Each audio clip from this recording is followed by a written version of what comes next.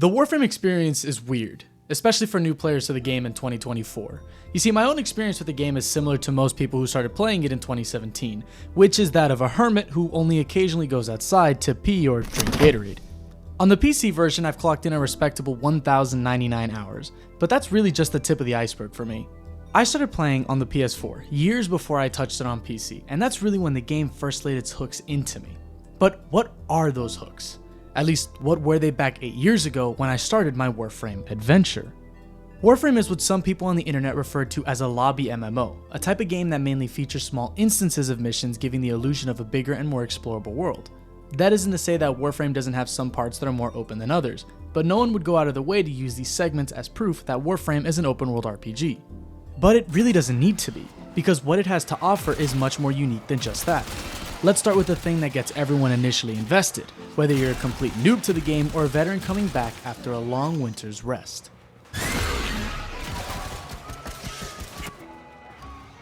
Oh yeah, baby. High numbers and fluid combat encounters is what it's all about in Warframe. From the very beginning, you are given a large area to run around in and glide like a space ninja. And the way the game introduces you to different weapon types is pretty seamless and never really interrupts the flow of the first mission. This is a major point of contention when talking about MMOs like Warframe.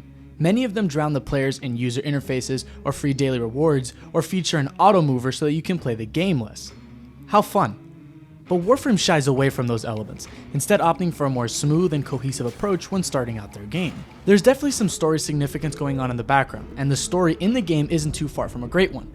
But let's be honest with each other, you're really here for the damage numbers. Or maybe you're here for... That's right, it's a person with ADHD's worst nightmare or dream come true, as all the shiny and awe-inspiring Warframes take center stage, allowing the player to fully customize their journey and really decide for themselves what kind of experience they want to have. Not to mention that Warframes are not just cosmetic changes, oh no, they each feature their own unique set of skills and passive abilities which can be upgraded, modified, or revamped through a manner of different ways. It can definitely be a little bit overwhelming at first, but once you start fashion framing, you never really go back. But me personally, I wanted to climb and level and be the strongest space ninja I could possibly be. And in order to achieve that goal, we need to talk about the mods in Warframe. That's right, a section just for mods and only for mods. Some will say that mods fall under the previous category of customization, and to them I say, go away, it's my video and I can do what I want. But on a side note, you're just wrong. Because mods in Warframe are not just an element of customization, they're their own science. People spending real money on quirks and changes for a video game character. And when I say money, I mean some real dollar is changing hands here. A buddy of mine recently sold a God Roll Riven for 6,000 platinum. That's more than $50 worth of in-game currency that someone sent to my friend for a few pixels on a screen that have an effect on their character. Now, please do not take this as a critique. On the contrary, I fully support this practice, as it allows people to have a say in what their characters perform like. But to anyone outside this space, it comes across as a weird way to spend your hard-earned money. Mods are not just ribbons though, they're their own segment of the game that allows the player to slot them into armor, weapons, or even pets to upgrade their capabilities. These mods change the boundaries of your equipment, making some very difficult missions early on in the game completely trivial with the right mod loadout. This is what's so great about Warframe. The mods can be mixed and matched to make different types of damage combinations, and sometimes when you combine the right mods, they work in ways that you couldn't even imagine. This truly provides a system for players to feel like they're learning as they progress and gain more experience with the game's systems. This isn't just checking into a daily reward tab and getting a free gift. This is using the information you get as you play the game to improve your skill at it. Players can also utilize the mastery rank system as a way of showing off their supreme knowledge to other players in their vicinity. Which brings me to my next point.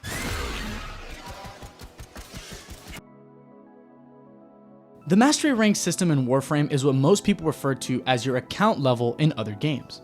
Typically the rank that improves really quickly in the beginning until slowly petering out as you approach the later ranks. But Warframe doesn't offer traditional experience points every time you kill someone, at least not for your mastery rank level. You see, getting normal kills only levels up the weapon that you use to get those kills.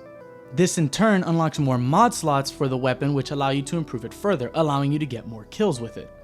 But once a weapon is max level, it will no longer collect XP points. This can be a problem for players trying to max out their mastery rank because leveling up weapons or gear is the only way to increase this rank. This means that the game is actively promoting you to try new weapon and frame combinations, not allowing players to get too comfortable with one particular loadout, at least if you have aspirations of making it to a high mastery rank someday. This is what I like to call inherently good game design from the very beginning. Sure, some stay for the story, others stay for the steel path, but a majority of players stick around for the new frames and diverse gunplay that each loadout brings. Are you tired of a traditional gun? Well, how about try an automatic rocket launcher? Bored of slashing with a regular old sword? Use the Redeemer and shoot enemies with your blade gun. That's right, blade gun. They put a gun on the blade. The last thing to mention about the mastery rank system is that you don't just level up once you've reached the maximum XP for that rank. No, that would be too simple, and love it or hate it, Warframe does not do simple. Instead, you get transported to a simulation where you have to complete a test or trial in order to prove you're ready to move up in rank. My only critique with these trials is the lack of relevance that they typically hold when it comes to the rank that you're trying to rank up for. Like, why do I need to sneak around and get a bunch of kills while being stealthy for Mastery Rank 19? It's not like it's a particularly sneaky rank. But other than that, I really do love this system overall. And for a long time, it was what kept me engaged and wanting to play more Warframe. Remember when I said that other games usually peter out as you progress more into the later levels? Well, Warframe is actually pretty generous and quick to level you up if you are constantly switching out your weapons for new ones to get more XP. I myself was able to go from Mastery Rank 14 and 19 in less than 3 weeks because I was constantly switching out the weapons that I was using. However, there was a reason why I stopped playing Warframe, and it's something I can refrain from talking about no longer. That thing is... Lord above, is this game grindy? Remember that friend I mentioned earlier in the video? This is genuinely what he told me to summarize Warframe with. And he loves the game. So do I. But even if you absolutely adore Warframe, you can't pretend like it isn't one of the most grindy games out there. That's its whole thing. Want to get mods? You need 2 different currencies you can get from grinding missions. Want to upgrade those mods? Well, you gotta grind more missions to get the endo required to level them up.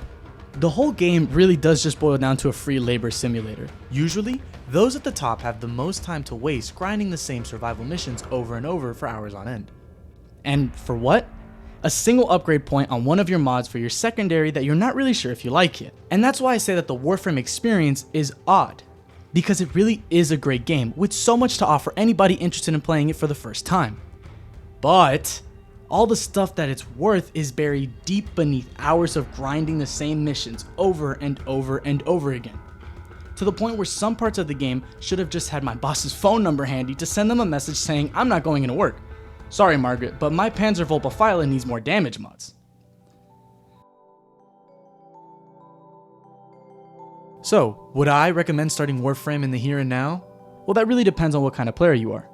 If you're looking for something casual and fun that you can sink hours into without any regret, then yes, wholeheartedly, I recommend Warframe. But if you're on the time crunch and are looking for something you can set out to accomplish, maybe like a set storyline or mission, then I would say avoid this game like it's the fucking bubonic plague coming back. It's a divisive game that by its very nature isn't going to be for everyone, but if you do give it a try, please don't come crying to me about how you were grinding for hours to get more endo for your mods. You were warned.